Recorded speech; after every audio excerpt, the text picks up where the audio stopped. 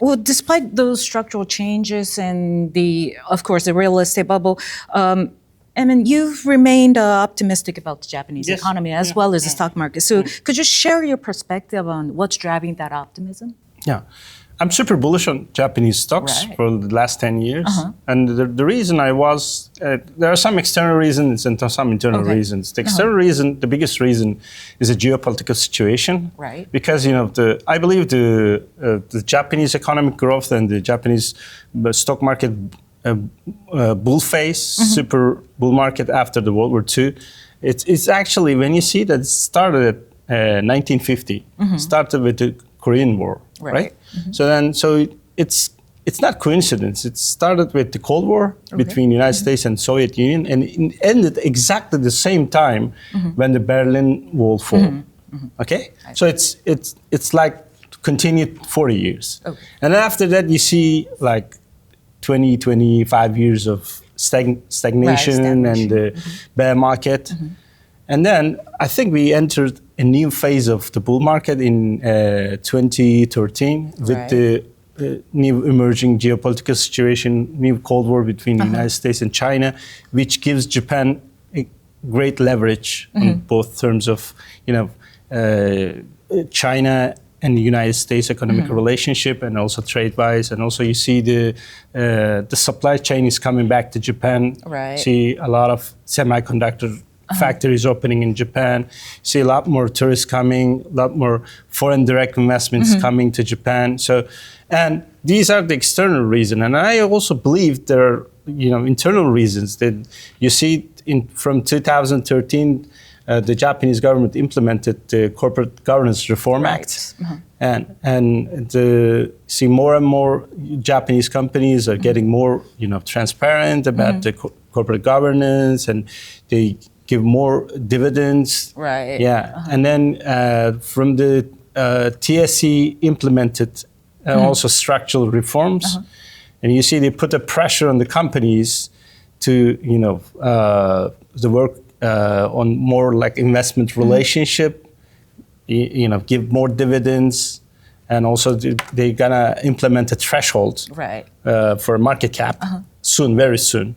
So these are all internal reasons. Also, you see the inflation, and we have like a huge Japanese financial assets right now sitting on the cash. On the deposits. On the cash or deposits, right? So like you see like 2.2 quadrillion Japanese yen, which is about 16 trillion dollars. Exactly. So it's only 10 to 15% of that money is invested in the stock market right now. Exactly. I believe it's going to go up like 30%, 40% because the inflation, because people are afraid of losing the money. So it's a new phenomenon. Inflation just came to Japan. So there are some external reasons and some internal reasons, I believe. That's why I'm super bullish on Japanese stocks in the long term. In the long term. Yeah. How about your view on the Japanese stock market, Mr. Rogers? Well, I sold the Japanese stock market too soon. I mean, the Japanese stock market was down for 35 years. That's not a typo, 35 years. Now it's going through the roof. I sold too soon. I hope that there gives another chance for me to buy back into Japan, because the stock market, I suspect, is going to continue to do very well in Japan. The economy is in trouble. The population's been declining for 15 years. That doesn't mean you can't have a bull market in stocks. And I would like to buy back into Japan if I get a chance, I will buy back into Japan. But so far, I sold too soon. I bought very well. I sold too soon. I see. Do you have any specific image of a sector or like an industry that you're interested in, or? Well, it will certainly depend on what goes down the most. That would be my place where I would start. But I mean, the problems in Japan. The people, the population's declining. There are old people. There are a lot too many old people.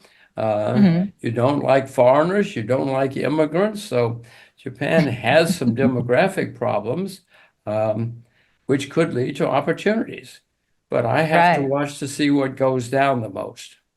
I see. Yes, you've expressed all the concerns about the Japan's long-term viability. So, but has anything changed in recent years, or any view, either positively or negatively?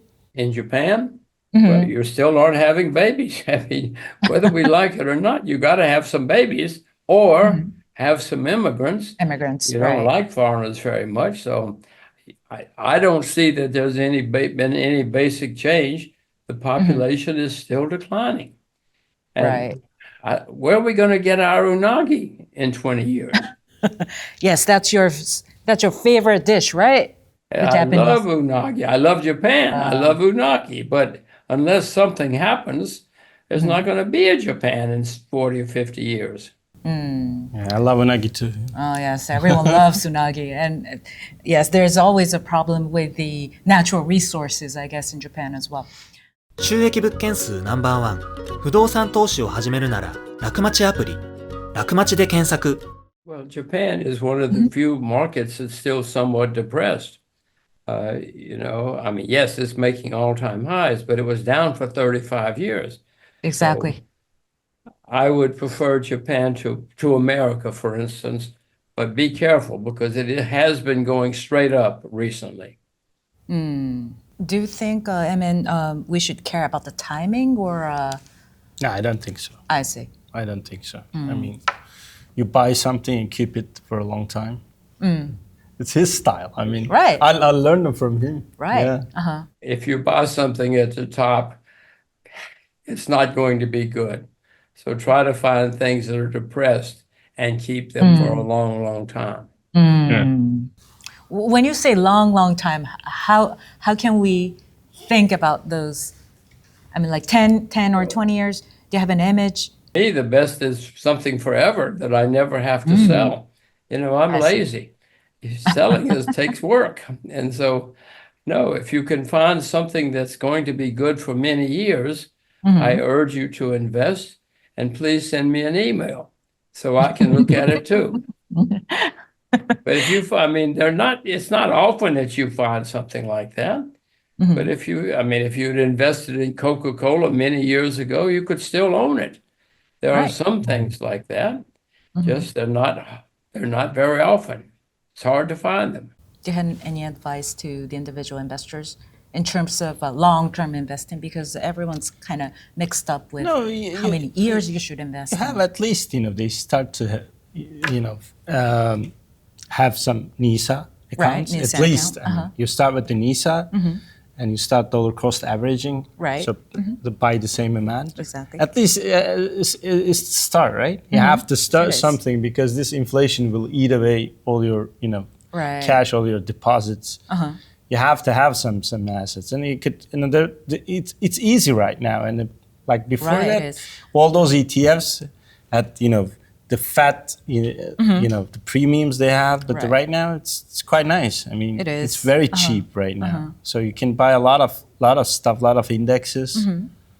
At least you can start with that, and then you can look into, You're exactly right. Index investing has changed a lot of things and made investing simpler for many people, including me, including everybody. So index investing is a good change for the world, but be sure you know what you're doing. If you do not know where Uzbekistan is, do not invest in an Uzbekistan index fund. Only invest in what you know.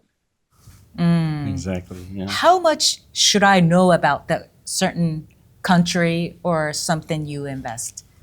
Well, Do you have if any you ask advice? me, you should not be in. If you cannot find a country on the map, don't invest in that country, or Japan. You live in Japan, so you know where it is, but be careful because there's some great companies in Japan. There always have been, but many of those companies have gone up in the stock market, and they're not cheap. Just because you know about a company doesn't mean it's cheap, and it doesn't mean you should invest. I hope your parents taught you to buy low and sell high. Exactly. And if you find things that are low, then do some research, and maybe you should invest. So maybe for Uzbekistan, we should go there first. It's much better to go first. Right, It's not that far. I want to emphasize, do not, if you go to a party and everybody's talking about some company, please do not invest. Please do not invest. Right. That's a very important advice, I guess, because everyone's looking at social networks and YouTubes and everything. So everybody likes the hot tips. Exactly. Right. Maybe you can make money, but my experience is do not invest in something that everybody's talking about and that's hot. I see. Thank you. Thank you, Jim. So I think this had been a very incredibly rich discussion, I guess. So before we close, I'd like to ask each of you about some message to your fans and all the individual investors in Japan. So let's start with Emin first. It's thanks for inviting me here. It's an honor to be in the same program Yes. with Jim Rogers, and he's a legend. I mean, as I said, his book, one of the first books when I started working for Nomura. So. Right. But yeah, I mean, the fundamental investment it hasn't changed. Exactly.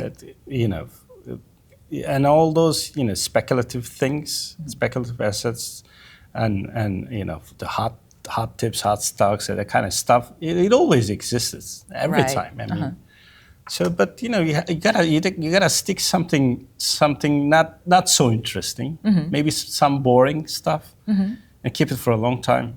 I think Right. that's the essence of investment. Right. Yeah, I don't think you can be maybe you can make money, but you can lose it easily. That's fine enough. Maybe not trading, but investing in Japan. The thing is that we don't have the distinct, separation of or understanding between investment and trading in Japan, Right. or speculating in Japan. So the Japanese people or public needs more financial education. Yeah, I believe. Maybe from the younger age or? Yes, of course, from younger age, from high school. Yeah, from high school at least. So, yeah, we need a lot more people with the financial literature, who, know what to do, and we see all those huge assets sitting in the deposits, cashes, and needs to be more like efficiently invested. I see. Thank you. So from you, Mr. Rogers, please. But that is very good advice, but I would also say, please, only invest in what you know a lot about. And now, some people will say that's boring. Okay, be boring. If you want to be rich, if you want to be successful, be boring. Do not worry about being boring. If you're really boring, send me an email. Yeah. I love boring investments. That's a very good advice. Agree. Yeah. Boring stuff is always good, Right. Because it's undervalued. I see. It's cheap, That's another point too, right? Okay. Well, thank you. Thank you so much, Jim and Emin, for sharing your time and expertise. And thank you all for joining us today. So thank you once again, Jim. Thank you. Well, I'm very flattered. I wish we were in Turkey. I love Turkey. I love Japan, but I love Turkey also. I love both countries. Great to hear that. So next time, maybe in Tokyo, I'll be waiting with a good unagi, okay? We'll go have unagi and then we'll fly to Turkey. All right. Nice. That works perfect. Well, thank you once again. Thank you. Thanks a lot. Oh, thank you. It's been good fun. I hope we can do it again. Thank you. Thank you. Take care. Bye-bye. Be boring. Bye-bye. Be boring. Be Bye-bye. boring. Boring. Today's message. Yes.